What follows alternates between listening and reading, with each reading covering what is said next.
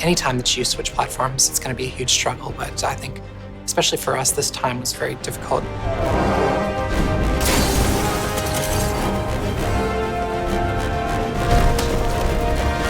What we had on the previous Uncharted games and on The Last of Us was written for the cell architecture, and it was all optimized for that.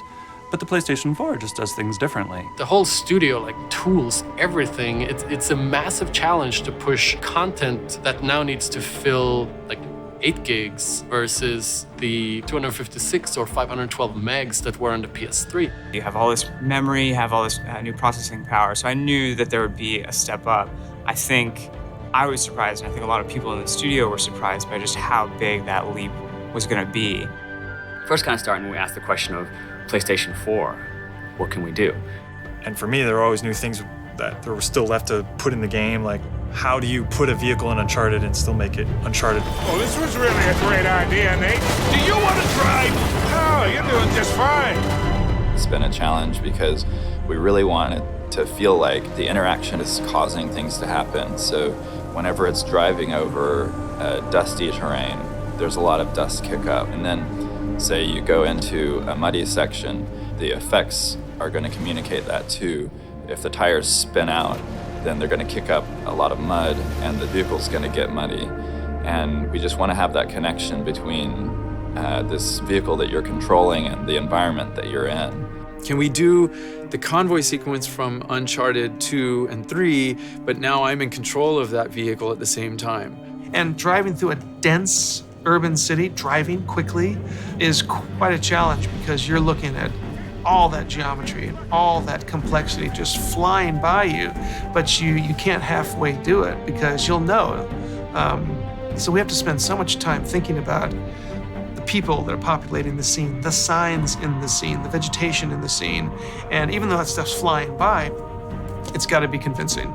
We're trying to make the gameplay experience more rich by basically giving the player more choices. So we've added our rope mechanics, so that's not just a gimmick, like that's fully integrated into just about all of our gameplay encounters. Obviously, the rope has a huge effect on combat, so we've got melee moves that come out of rope, using the rope to traverse the space to get an advantage, either in open combat or in stealth.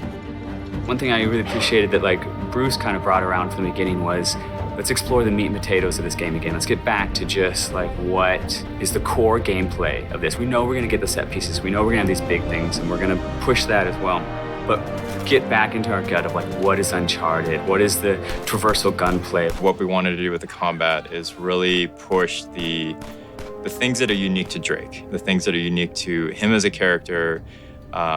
And one of the main things that Drake can do is just he has this amazing ability to traverse through the environment.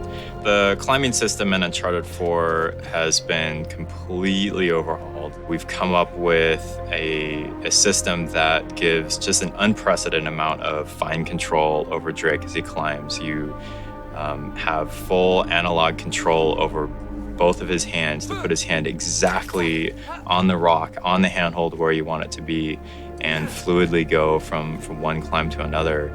We're also able to integrate Drake into the environment a lot more. When he's climbing on the outside of a vehicle, he's moving with that vehicle, with his weight on that vehicle on top of the animation. So it's something that the PlayStation 4 gives us, that we have so much more memory.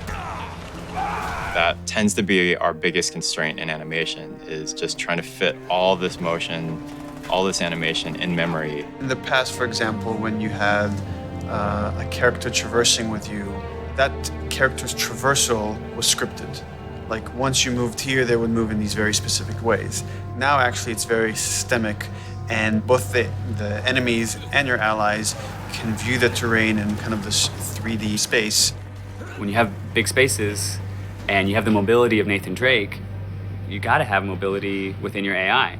There's a lot of really nuanced decision-making in terms of how, for example, how exposed an AI is as they're taking a flank route.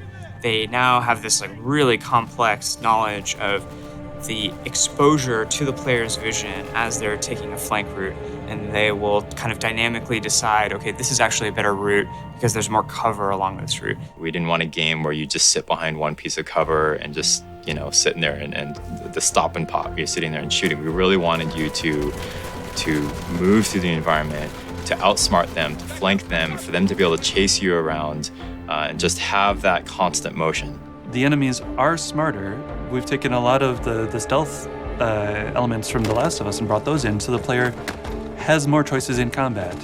You can actually avoid an enemy, lose their line of sight, and just sneak past them and not even have to encounter them. Like, it used to be that you're either in stealth or you're in combat. And now there's these kind of varying levels of stealth. They go into investigate when they think they've seen you, but they're not 100% sure. Then they'll go into combat once they find you.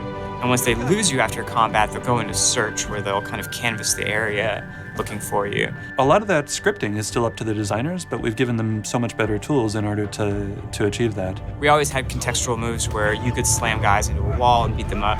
Enemies are able to do that to you as well. You'll have moves and kind of fight situations where two enemies are attacking you at once, and it's not in like a scripted way. It can happen kind of in any combat encounter. There's a lot of new tools in the player's disposal, but what's cool is that they're kind of added in this way that's elegant enough to not, explode the game with HUD and all these like crazy options that are difficult to learn. It's very much that same kind of seamless, very smooth Uncharted experience where we get a lot of gameplay from relatively few mechanics. And having really gorgeous animations that feels very rooted and grounded, but at the same time gives you the responsiveness. You're gonna get to play this.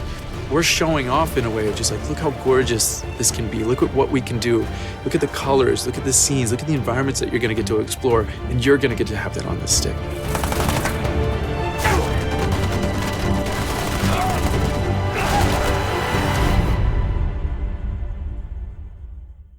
Today's station.